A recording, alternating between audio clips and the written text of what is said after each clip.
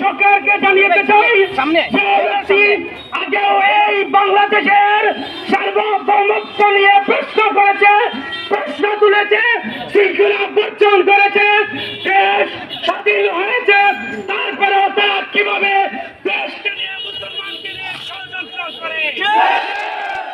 সম্মানিত ব্যক্তিত্ব জনতা, আগেও এই দেশের শিক্ষা সংস্কার নিয়ে বাংলাদেশের মুসলিম জনতা পরামর্শ করতে, সমালোচনা করেছে, আন্দোলন করেছে, কিন্তু এখনো এই স্বাধীন দেশে সে ব্যক্তি শিক্ষা কমিশনে থেকে এখন মুসলমানদের মনে বিস্তার ঢুকে দিচ্ছে, তাকে অবশ্যই অবিলম্বে অপসারণ করতে হবে।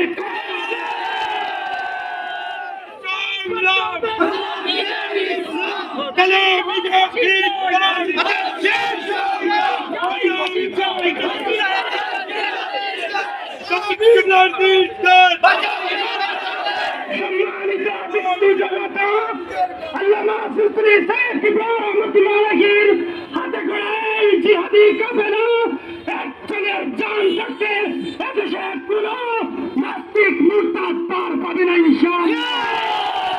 আমরা সবাইকে জানিয়ে দিতে চাই, পাশাপাশি এই বিদ্রোহ জনতার মিছিল থেকে অন্তর্বর্তী সরকারকে জানিয়ে দিতে চাই, অনতি বিলম্বে এই পাঠ্যপুস্তক পরিমার্জন কমিটির সে যে বইগুলোকে প্রস্তাব করেছে অনতি বিলম্বে সেগুলা খতিয়ে দেওয়া হয়।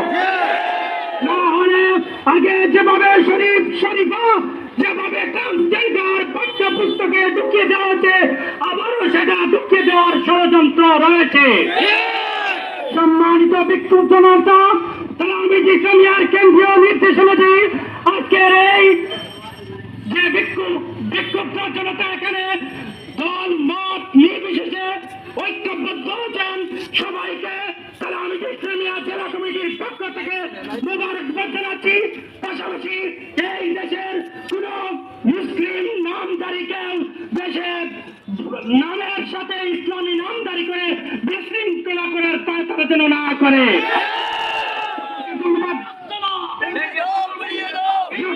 ধন্যবাদ জানিয়ে আমার বক্তব্য এখানে শেষ করছি। সবাই ভালো থাকুন, অপেক্ষায় থাকুন।